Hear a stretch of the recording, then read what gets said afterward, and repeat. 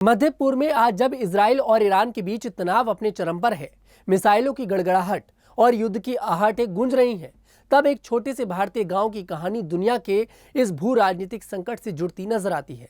उत्तर प्रदेश के बाराबंकी जिले का किंतूर गांव, जो आमतौर पर अपनी शांत और सादगी के लिए जाना जाता है, एक ऐसी कहानी का गवाह जिसने न केवल ईरान के इतिहास को आकार दिया, बल्कि आज के इजराइल ईरान युद्ध के ऐतिहासिक और सांस्कृतिक संदर्भ को भी समझने में मदद करता है। ये कहानी है सैयद अहमद मुसावी, जिन्हें सैयद अहमद मुसावी हिंदी के नाम से भी जाना जाता है, और उनके वंशजों की, जिन्होंने ईरान की सियासत और समाज को हमेशा के लिए बदल दिया। तो चलिए आज के हमारे खास कार्यक्रम कौन है में आपको बताते हैं कि आखिरकार कौन है सैयद अहमद मुसावी। नमस्कार, द न्यूज़ 15 देख रहे हैं आप, मैं हूं आपके साथ तनुज दीक्षित। तो चलिए आज के हमारे खास कार्यक्रम कौन है में आपको बताते हैं कि आखिरकार कौन है सैयद अहमद मुसावी। नमस्कार, द न्यूज़ 15 देख रहे हैं आप, मैं हूं आपके साथ तनुज दीक्षित। सैयद अहमद मुसावी का जीवन उस समय शुरू हुआ जब भारत में मुगल साम्राज्य कमजोर हो चुका था और ब्रिटिश हुकूमत अपनी जड़ें जमा रही थी। वह एक धार्मिक और विद्वान व्यक्ति थे, जिन्हें बचपन से ही इस्लामी शिक्षा और संस्कृति में गहरी रुचि थी। उनकी पढ़ाई लिखाई और धार्मिक अध्ययन ने उन्हें एक सम्मानित शख्सियत बनाया।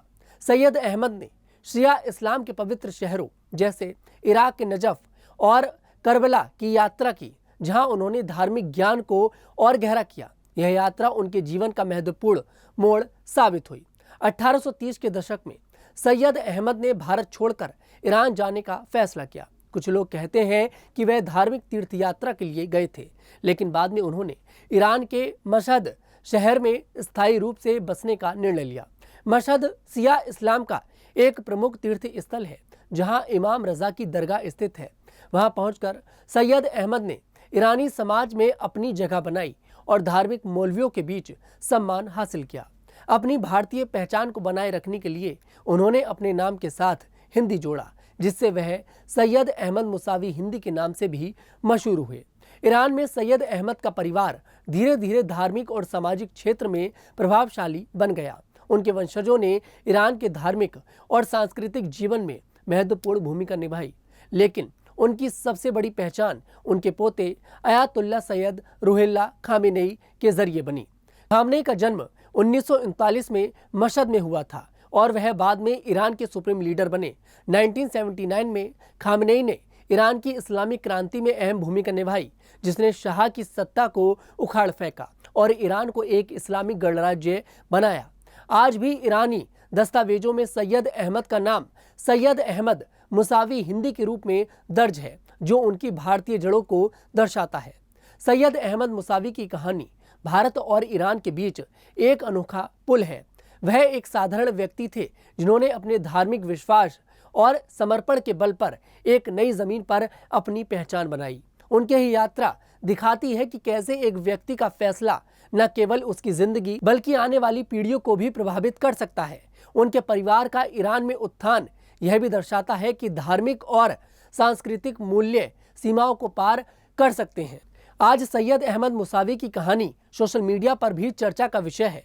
लोग उनकी भारतीय जड़ों और उनके पोते की उपलब्धियों को जोड़कर देखते हैं। यह कहानी न केवल इतिहास का एक हिस्सा है, बल्कि यह भी बताती है कि कैसे एक छोटे से शहर से निकला व्यक्ति वैश्विक स्तर पर प्रभाव डाल सकता है। सैयद अहमद मुसावी की विरासत उनके परिवार और उनके मूल्यों में जीवित है, जो भारत और ईरान के बीच एक अनोखा रिश्ता बनाए रखती है।